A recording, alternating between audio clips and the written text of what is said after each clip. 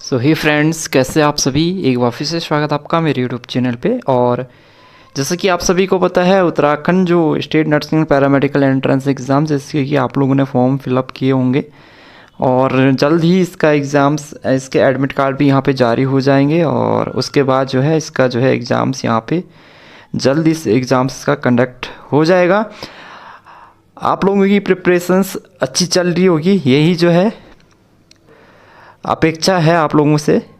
और आज की वीडियो में, इस वीडियो में जो हम बात करने वाले हैं, आइसोमेरिज्म हम यहाँ पे देखेंगे। इससे क्वेश्चंस आता है आपके पास में, एक क्वेश्चंस केमिस्ट्री में इससे आपके पास में आता ही आता है। तो ये टॉपिक्स काफ़ी इंपॉर्टेंट्स है, ठीक है। तो जो आइसोमेरिज्म्स होते हैं, सबसे पहले तो आप समझिए आइसोमेरिज्म्स क्या होते हैं। ये जो समाविता, इसको हिंदी में बोलते हैं।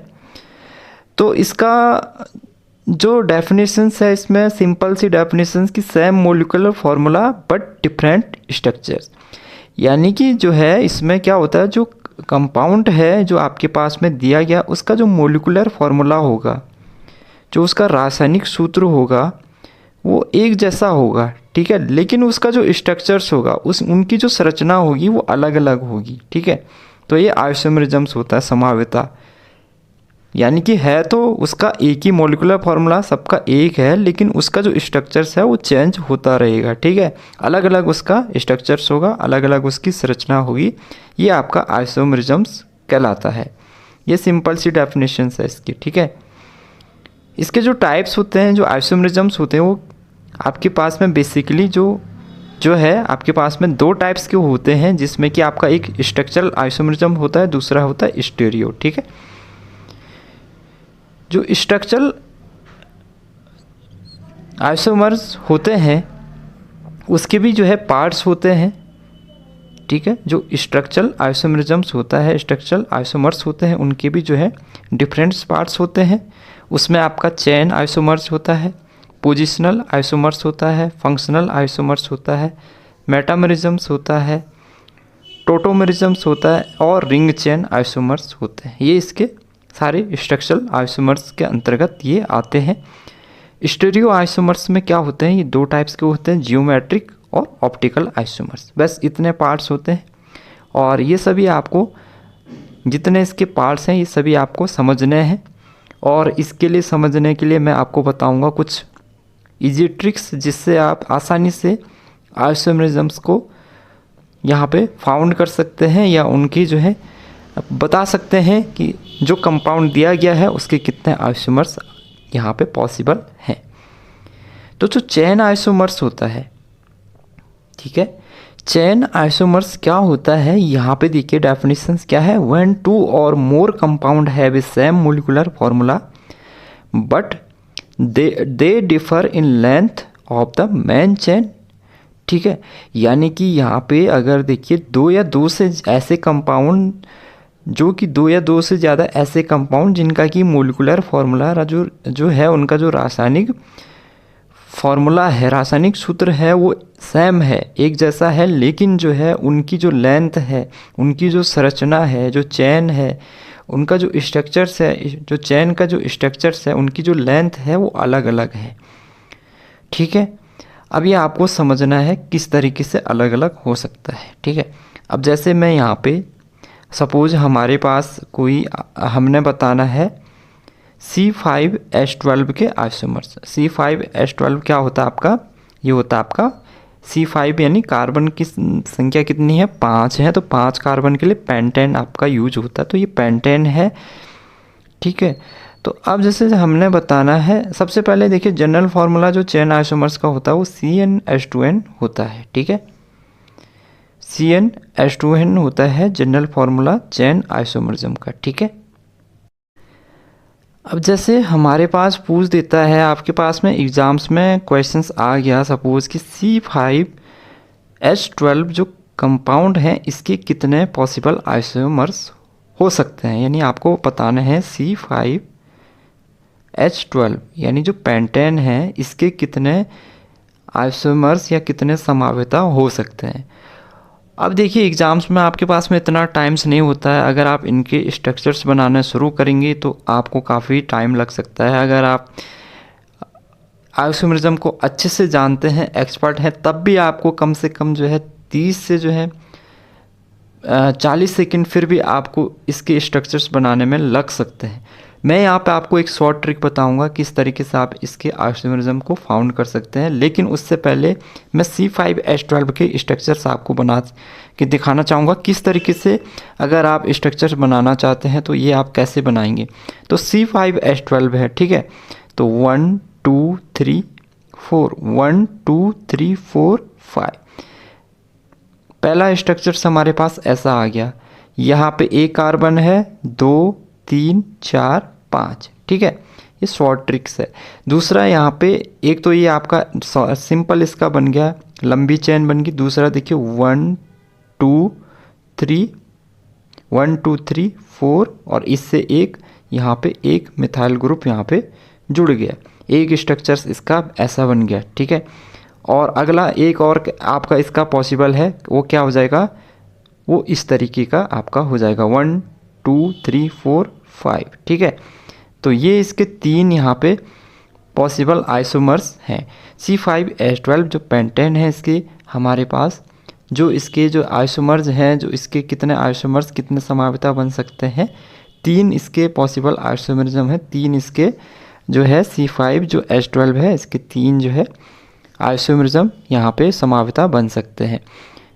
अब देखिए, अब जैसे इसमें ये तो आपका स्ट्रक्चर से अगर आपको बना के करना है, अगर आप इसका स्ट्रक्चर्स बनाते हैं तो इस तरीके से बनाते हैं, लेकिन अभी हमारे पास इतना टाइम नहीं है कि हम स्ट्रक्चर्स बनाएं, क्योंकि एग्ज़ाम्स होने वाला है। हमें चाहिए ट्रिक जिसके आधार पे हम आसानी से बता सकें कि इसके कितने पॉसिबल आइसोमरिज्म हो सकते हैं, कितने समाविता इस कंपाउंड के हो सकते हैं। उसके लिए ट्रिक क्या है, देखिए सिंपली आपको क्या लिखना है। सबसे पहले आप लिखेंगे CH4 को क्या बोलता है, मीथेन, ठीक है। फिर C2H6 जो कि इथेन होता है, प्रोपेन, ब्यूटेन, ठीक है, pentane, hexane, heptane, octane, नोनेन, decane, ये आपको लिखने हैं, ठीक है। तो C1H4 C2H6 C3H6 ये आपको इनके स्ट्रक्चर फॉर्मूले याद होने चाहिए। अब इसमें आपको ट्रिक्स क्या याद रखनी है, जो CH4 में आपको एक लिख देना है आइसोमरिज्म, इसका एक समाविता होता है। C2H6 का भी एक होता है, C3H8 का भी एक होता है। ये 3 आपको याद रखने, इन तीनों का एक एक होता है, ठीक है। तो अगर एग्ज़ाम्स में C3H8 का आइसोमर्स पूछ देगा तो सिंपली उसका एक आइसोमर्स होता है, C2H6 का एक होता है, CH4 का एक ही होता है, ठीक है। अब जैसे अब आता है C4H10, तो C4H10 के जो होते हैं वो होते हैं आपके 2, ठीक है। C4H10 के कितने होते हैं पॉसिबल आइसोमरिज्म, वो होते हैं आपके कितने, 2, ठीक है। C5H12 के कितने होते हैं वो आप कैसे पता लगाएंगे, उसके लिए ट्रिक मैं बता रहा हूँ, ठीक है। अब जैसे C4H10 है तो इसका आपको रखना है, इसके होते हैं 2, ठीक है। कितने होते हैं, इसके होते हैं, इसके कितने होते हैं, 2 होते हैं। तो ये आपको याद रखना है, ठीक है। और यहाँ तक आपको याद रखना है 1 1 1 2। फिर जैसे C5H12 का आपको निकालना है तो इसके लिए फॉर्मूला याद करना है 2n-1, ठीक। तो 2n-1 फार्मूला आपको बस याद रखना है। C6H14 के लिए भी आप यहाँ पे 2n-1 फार्मूले का यूज़ करेंगे। C7H16 के लिए आप 2n-1 फार्मूले का यूज़ करेंगे। C8H18 इसके लिए देखिए, इसके लिए केवल आपको 2n यूज़ करना है, और C10H22 के लिए आपको 2n, यहाँ पे केवल 2 के लिए आपको 2n यूज़ करना है, बाकी के लिए सब के लिए 2n-1 आपको ये याद रखना है। इसमें ट्रिक क्या है कि आपको ये लिखने हैं CH4 से C10H20 तक, तो आप इनको लिखेंगे और इनके नीचे आप 3 के नीचे 1 1 लिखेंगे और इसके नीचे 2 लिखेंगे। बस आपको ये 4 याद करना है। और ये आपको ध्यान देना है कि जो C8H18 होता है उसमें 2n हमने यूज़ करना है फॉर्मूले में, और C10H22 में हमने 2n यूज़ करना है, बाकी में 2n-1 यूज़ करना है, ठीक है। अब इसका जैसे हमने C5H12 के जो है पॉसिबल आइसोमर हमने निकालने हैं कि C5 जो H12 है इसके कितने आइसोमर्स हो सकते हैं। तो फॉर्मूला क्या है 2n-1। तो यहाँ पे मैंने देखिए ये किया हुआ है सॉल्यूशंस ताकि आप लोगों को समझ में आसानी से आ सके। 2n-1 लिखा, जहाँ पे जो n क्या है, n है आपका प्रीवियस नंबर ऑफ आइसोमर।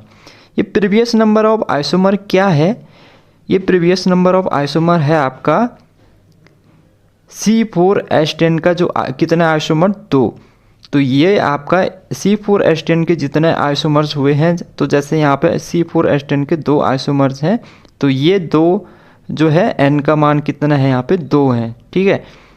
तो प्रीवियस नंबर ऑफ आइसोमर्स, तो C5H12 से पहले आपका क्या आता है C4H10 होता है, और C4H10 के जो है जो नंबर ऑफ आइसोमर्स हैं वो कितने हैं, वो आपके हैं 2। तो आपको ये 2 तक, ये यहाँ तक याद रखना है, 1 1 1, इसको 2 तक याद रखना है, 2n याद रखना है, इसमें 2n याद रखना, बाकी में 2n-1, ठीक है। तो अब हमने इसको सॉल्व किया, तो n का मान हमने रख दिया यहाँ पे 2। कहाँ से आया 2 का मान? 2 का मान आया आपका कहाँ से? C4H10 के पॉसिबल आइसोमर से। C4H10 के पॉसिबल आइसोमर 2 हैं, तो हमने यहाँ पे n की जगह क्या लिख दिया? 2 लिख दिया। तो 2 × 2 4 - 1 = 3।